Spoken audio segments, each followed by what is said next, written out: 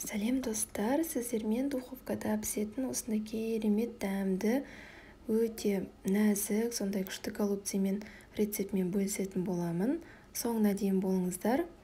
Ең алдымен біз күрішті, 150 граммдай күрішті салқын суға жақсылап қайта-қайта жуып алып, қайнаған су құйып, күрішті шала пісіріп аламыз. Бір қайнаса болды, шала пісет.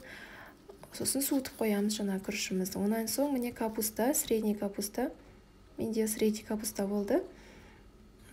Пищевой пленкаға жақсылап орап алдым. Сыртын тазалап алдым бірінші. Пищевой пленкаға жақсылап орап, 10 минутқа көріп тұрғандарыңызда микроволновкаға салдым.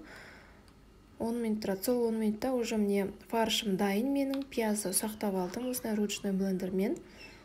Жақсылап езіп алдым пиязды. Онан соң жаңа күрішті салдым. Шала піскен күріш. Тұз салдым. Қара бұрыш салдым. Пияз, чеснок салдым, бір зубчик. Жақсылап араластырамыз. Начинкамыз дайын. Микроволновкадан шықты капустамыз. Капуста микроволновка болмаса, қайнаған тұзды суға салып, 10 минуттай қайнатып алсаңыздар, солай тоже жақсы болады. Бұрынғы вариант. Қазір осы микроволновкада тағы да бір вариант бар. На ночқа морозильникке салып қойсаңыздар да болады екен осылай капустаны. Қалың жерлерін кесіп алып тастайсыздар осылай. Сосын менде ұратын не жоқ екен малаты, сол үшін мен морковпен осылай ұрғыштадым жұқалап кішкене. Ортасына бір қасықтан, ас қасықтан жаңа начинкамды салдым. Осылай жақсылап орайсыздар. Формамызға бір 2-3 қасық сұйық май жақтым да астына. Осылай дізіп шықтым қалған голубцаларды. Осылай кезек-кезек бәрін дізіп салып шығамыз. Ыңғайына қарай осылай орап-орап сала бересіздер. Қалың жерлерін алып тастаңыздар, артық жерлерін.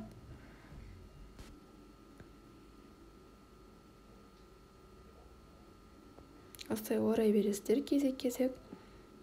Суық суға бір стақандай суық су, 200 граммдай бір шай қасық тұз салдым, жақсылап араластырып, онан соң бір ас қасық ұнды салып, жақсылап араластырып алдым осылай. Онан соң поджарка дайындадым. Сәбізді осылай күштен өткізіп аласыздар. Ірісі немесе ұсағынан да бола береді. Онан соң бір орташа пиязды осылай ұсақтап кубиктап турадым.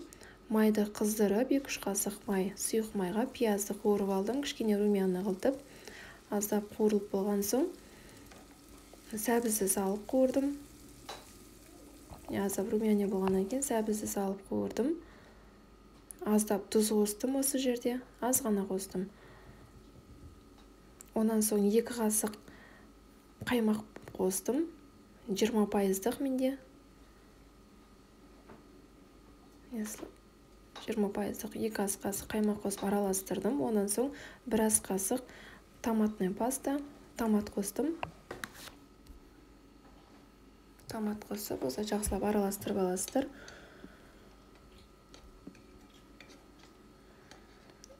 Кішкене араластырып, онан соң кипяток, қайнаған су, бір кружкадай қайнаған су құясыздар. Жақсылап араластырып, онан кейін жаңағы дайындаған ұнмен жақсылап құятын кезде бір араластырып аласыздар. Осылай түбіне тұнып қалмау үшін без комочек болатындай араластырып алып, құйдым. Бұл суық су, бұл кішкене қайнау керек қазір. 1-2 минутта қайнайды қазір. Бетіне бұрыш салдым. Қара бұрыш салдым. Одан кейін тағы бір кружкадай кипяток құйдым. Онан соң енді жаңа жасаған голубцаларымыздың үстіне құйдым осылай. Формамыздың үстіне барлығын осылай құйасыздар. Негізі голубцаларымыз осыған батып тұру керек. Осылай бетін бәрі жауып тұратындай болу керек. Аз болса кішкене қайнаған су құйып жіберіңіздер. Дәл осылай духовкаға 200 градусқа 1 сағатта пісіп шығады болады. Негізі бетіне фольга салған дұрыс. Фольга салыңыздар осылай. Пісуге 10 минут қалған кезде фольганы алып тастап, бетін кішкене кептіріп тұратындай жасап алыңыздар. Өте дәмді, бізге ұнады, жанұямызға жасап көріңіздер.